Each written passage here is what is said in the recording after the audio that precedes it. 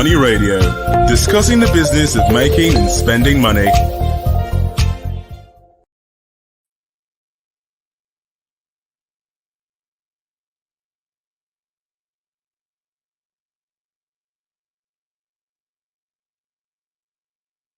Money Radio on Leadership Podcast.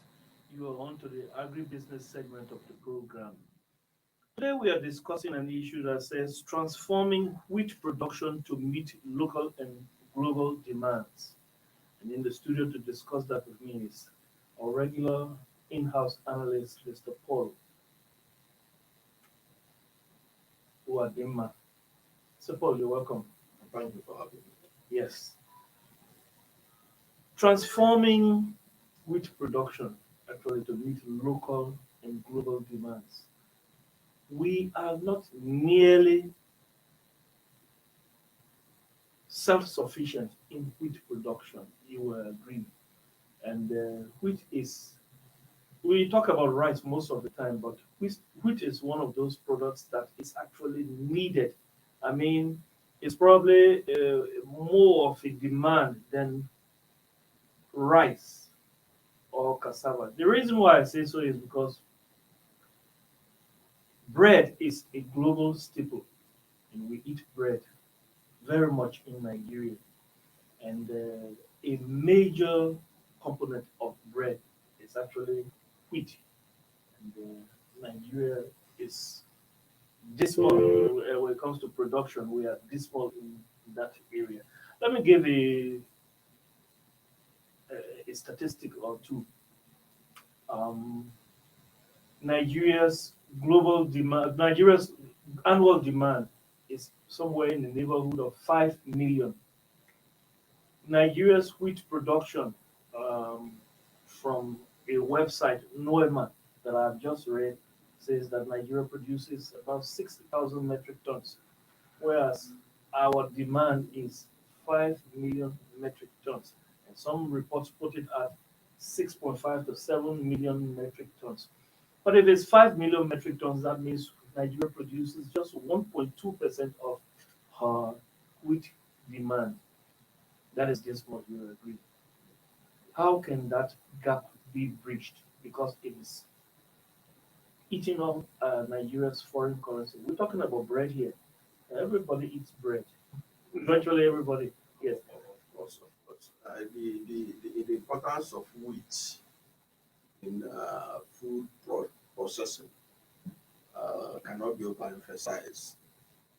In fact, it's one of the major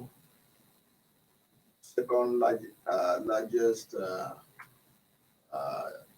demand, makes the second largest demand for foreign exchange in the production of food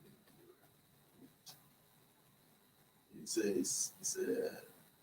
It's something that is of high demand in Nigeria because it's used for so many things. Like you rightly pointed out, it constitutes the large percentage of the components of bread. When you talk about biscuits, it's used in making biscuits. It constitutes a large percentage of pastas. Even the yogurt we drink, they are all the part of the components of yogurt making is wheat. The spaghetti people eat of various varieties, they are largely made of wheat. The pancake, so many other types of fast food that we eat, they are all derived from wheat. So there is a high demand for wheat in Nigeria. The demand in wheat for Nigeria is not surprising given our population. We have also made progress in wheat production because we are producing 7,000 metric tons of wheat in 1971. In 2020, we are producing about 55,000 metric tons. That's a huge increase. Yeah. But you also have to look at the population of the country. We were less than 50 million people in 1971 or thereabout. Today we're talking about 200 million people. our population has been growing geometrically.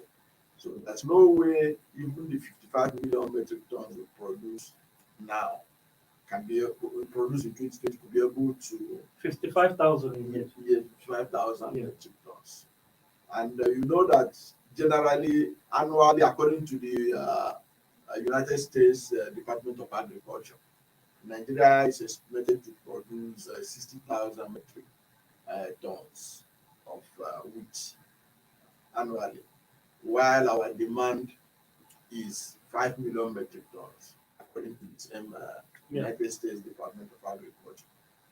Now, the gap is huge. Huge. The gap is huge, and it will take a lot to bridge this gap. There are a lot of factors for the reason why the gap is this wide, and it has also become a drain in our scarce foreign exchange. According to the Central Bank of Nigeria, we spend 2 billion annually on wheat importation. That is to import that 5 million metric tons. Spend 2 billion, Naira. $2 billion. Dollars. Dollars. Even Alhaji Salim Mohammed, who is the national president of Wheat Farmers Association of Nigeria, claimed that the country spent $4.2 billion. But I tend to agree with a more authoritative source like CBN when they say it's 2 billion. So we have to whatever figure you accept, you know that it's a huge drain Yeah. on our scarce foreign exchange. So it is really something that we need to transform the sector if we are to save such a huge amount of money within this country. Mr. Paul, let's look at wheat production because that's the crux of the matter we're discussing today. Wheat production. Why is Nigeria so dismal in production of wheat? At least we have been making good progress in the production of rice. Although when it comes to production per hectare in, say, rice, there are some other countries. So right now, with the highest yield, generally Nigeria produces like 5 metric tons of rice per hectare. But when it comes to there's a higher yield, P 44 something like I've forgotten the name, but there is a higher yield that has about 10 metric tons per hectare. No, 10 tons per hectare. Now that is an improvement when it comes to production of rice. Now let's go to wheat. When it comes to the production of wheat, is it because the weather or the climate here is different from where? Because when it comes to per hectare production, Nigeria doesn't seem to have that competitive edge or that climatic advantage or soil advantage when it comes to the production of wheat. Is that is that really the problem, or is it because the thing is because I see the demand there?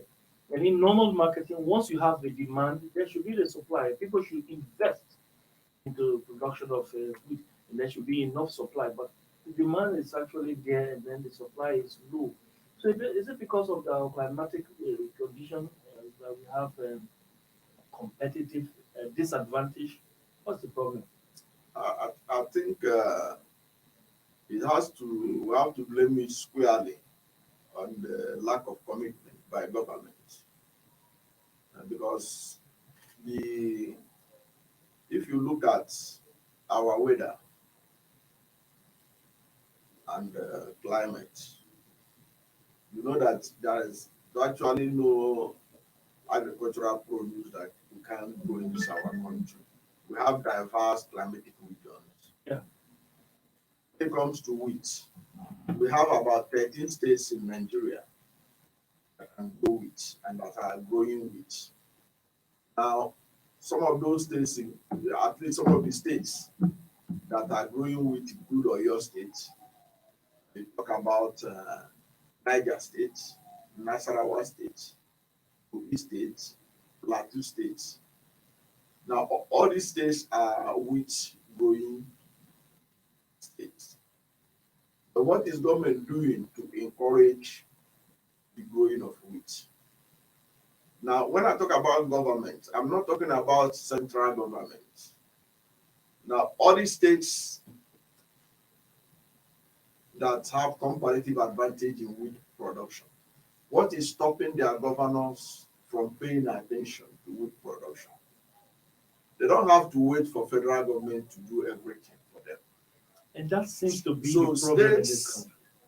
that have comparative advantage in wheat production, given the importance of wheat as part of our food staple in Nigeria, ought to allocate more money to wheat farmers and encourage the growth of wheat in their environment. That is what I see as a major setback. And then the federal government also ought to have done more to encourage wheat. Because if you look at the statistics, we are shown that wheat is probably the second largest food import into Nigeria. Yes. Are you getting it? Yes.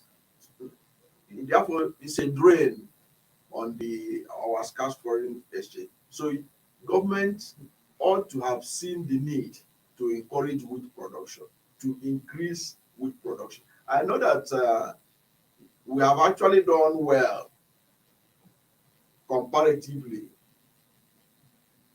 with the past few years. We have been able to grow more wheat now than we have ever done before. But our population has made it very difficult for it to be adequate for the domestic market. So we have to import a huge amount to bridge the gap. Now, let me chip in something here. You mentioned state governments. You mentioned some states that have that are wheat growers, Yes. and those states must have some advantage Yeah. in growing wheat. Yes. Now, when it comes to the issue of policy, because you mentioned what government can do to encourage the production of wheat, the policy, agricultural policy, seems to be only from the level of the federal government.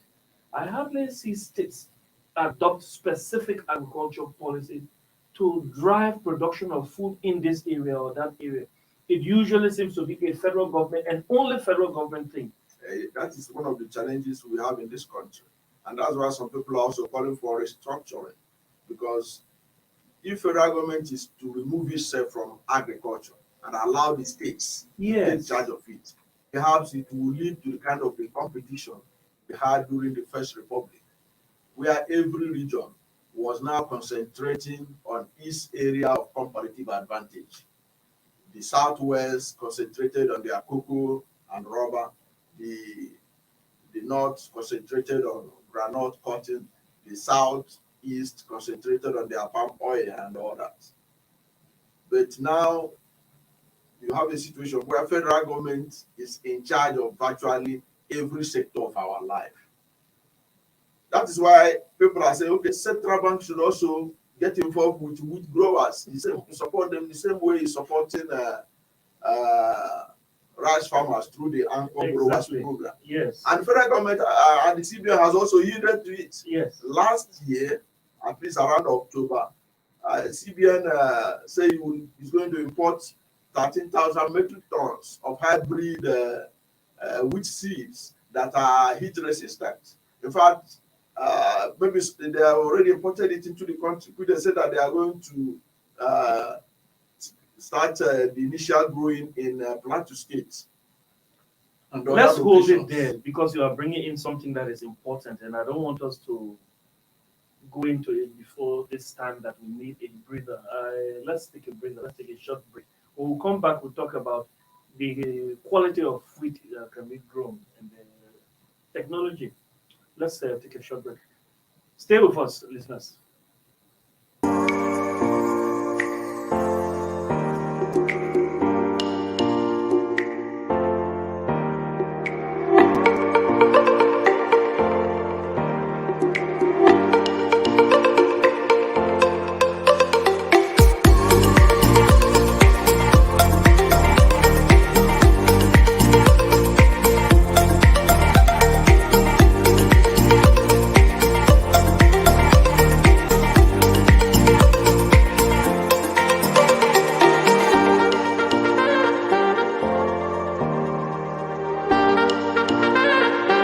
For sponsorship and advert placements, please contact 080-3688-6158. Last Word Leadership Podcast Studio. You have the last word.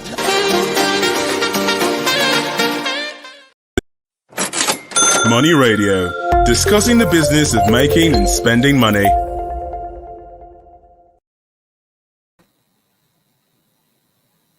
Welcome back, viewers. You're still on to Money Radio, the agribusiness segment of the program on Leadership Podcast.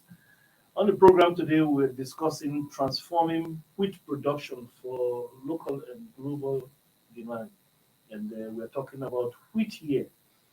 Just before we went on that break, of course, we're having in the studio Mr. Paul Wadima, who has been doing justice to that issue. And just before we went on that short break, we're talking about what the central bank has been doing to intervene in the production of wheat. And you were mentioning something, Mr. Paul.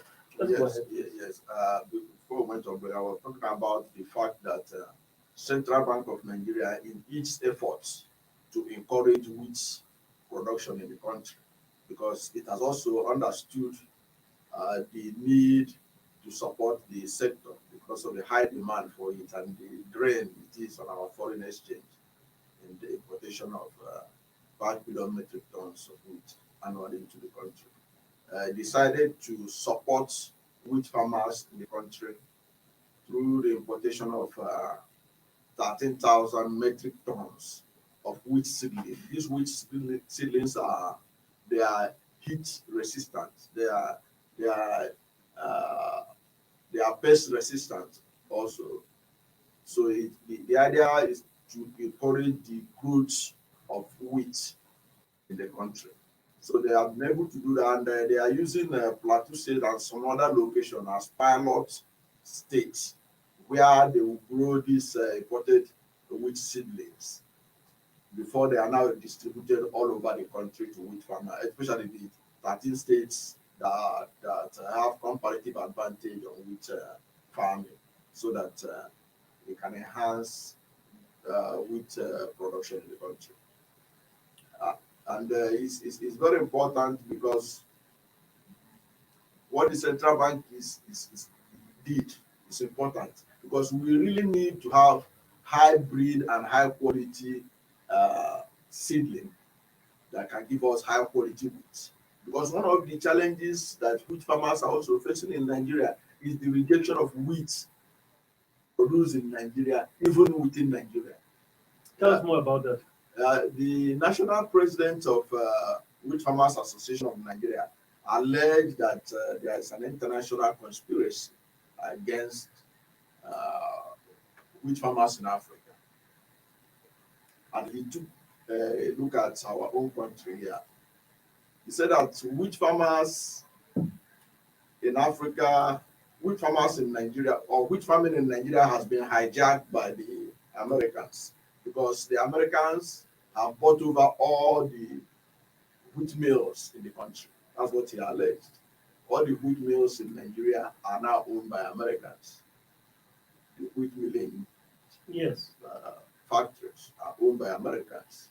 And these Americans that are running these wheat mills are rejecting Nigerian wheat, that they are not up to standard for what they need in processing of wheat. And they are now they are importing from America. So that invariably the American owners of the wheat mills in Nigeria are encouraging wheat farmers in America at the detriment of Nigerian farmers. That literally is a hijack. So that is an issue that also needs addressing. First of all, Nigeria, we operate a capitalist economy. Of course, I know that this kind of laissez-faire economy may not be totally good for our national interest, but it is good to engage the American owners of the wheat mills to actually specify the quality of wheat they want. Yes. So that Nigerian wheat farmers will know the type to grow that will be acceptable to them. Because what it has shown is that American wheat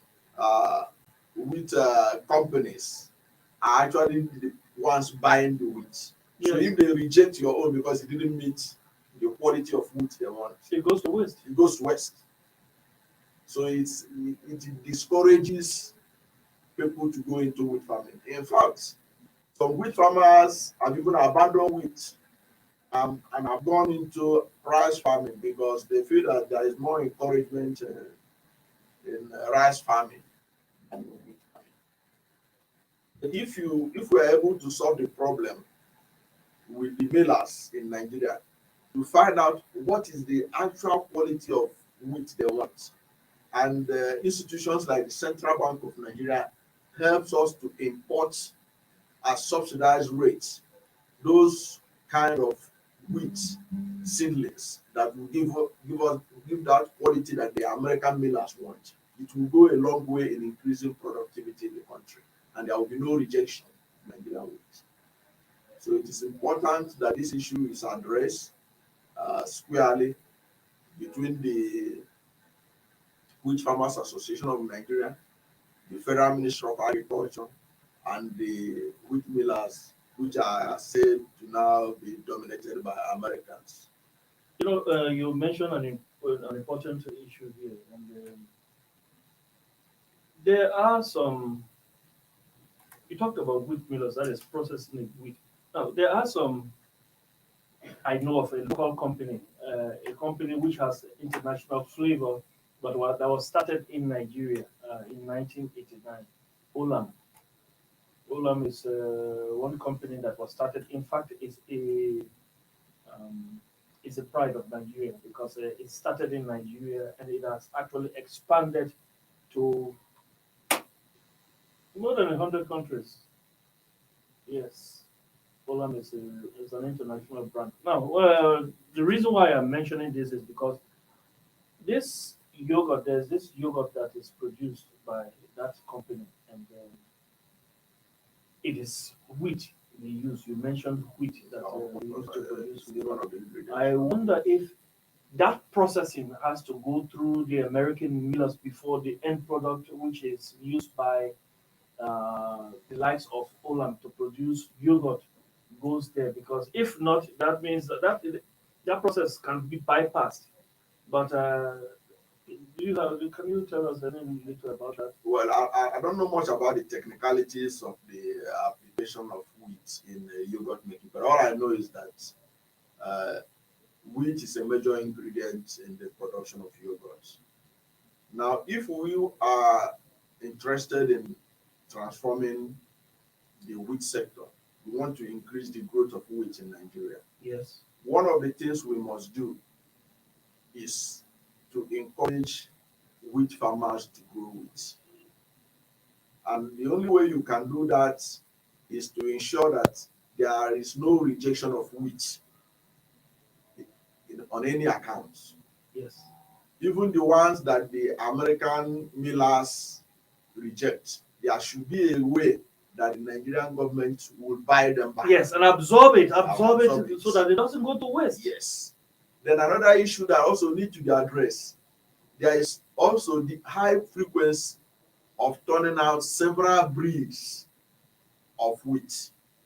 For example, some of the wheat breeds, they don't last more than 2 years. There is now a demand for a new set of breed. Are you getting it? Yes. The technology keep on improving. So there is also need for constant support for wheat farmers so that when they start growing a particular breed, after 2 years, there is always improvement on all this wheat. So you keep on improving as the technology is going ahead. So there need to be constant support for wheat farmers, and that's the only way. And federal government should also insist that we find alternatives to wheat in terms of talk about cassava bread and all other variants of ingredients that can be used to make bread and other things that are needed for wheat. That's if we want to conserve our foreign exchange. But increase in productivity is going to be the key. we must find a way to encourage wheat farmers the same way we're encouraging rice farmers. Yes. And that means putting more money in wheat farming. Let's And not forget. there are states that have comparative advantage on wheat farming. They should be encouraged. Their state government should also encourage them to go full blast in growing wheat. Funny enough, these states have ministries of agriculture. I wonder what they do. I wonder what incentive they are giving their farmers, because this thing is actually supposed to be a The truth is, the states don't have to outsource everything to the federal government. yes, They need to have things that they can do for themselves. I remember during the time of Governor Babangida Ali, he put a lot of effort to make sure that rice was given special priority because he saw that Niger State has comparative advantage in rice production, and he was very determined about it. He was militantly in support of the rice farmers, and Niger State within a short period of time became the largest rice producer in this country. So it's all about the political will of individual state governments to do that. And how was Babangida Ali able to do that? He has one of the most robust agricultural plan you can think of. There was also he has a program of tractor hiring and all that. Where farmers are are given tractors at subsidized rate to go and grade their farms and do all the necessary tillings that are before planting. These are some of the things that the farmers need. Make sure that fertilizers are available when it's needed, that farmers don't have to struggle to get it, and that pesticides are being taken care of so that it doesn't kill the seeds that they are germinating. These are the little encouragement that farmers need, and they don't have to wait for Abuja to do this. State governments can actually handle this problem. Of course, since federal government is the overlord, it cannot run away from being blamed when anything goes wrong, because even federal government has not been doing enough yeah, to encourage agriculture. And I keep repeating it, that federal government have not been able to meet the Maputo declaration of 10% support for budgetary allocation to agriculture. yeah. And because federal government neglected agriculture, the states also borrowed leave from them. So that's why the states, they all gather in Abuja here to come and collect their monthly allocation, just as federal government is collecting its own. Yeah. So it becomes what somebody called a bottle liberalism that we operate. So you cannot you have to share the blame between the federal government And the states. and the state government. Yeah. They are the reason why we are having all manner of challenges Yes. in our agricultural sector, including the wheat Yes. and the inconsistency in policy. There were some programs that the present president of this agricultural development bank, Dr. Adeshino, Yes. there were programs he initiated when he was Minister of Agriculture.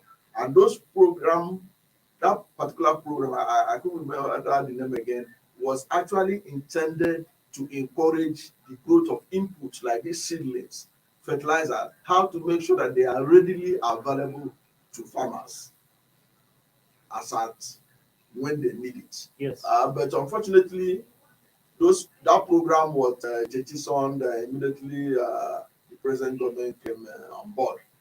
I think the former minister, lamented about it recently. So this kind of policy inconsistency is also hampering development of agriculture, and also it's one of the things that is hampering the growth of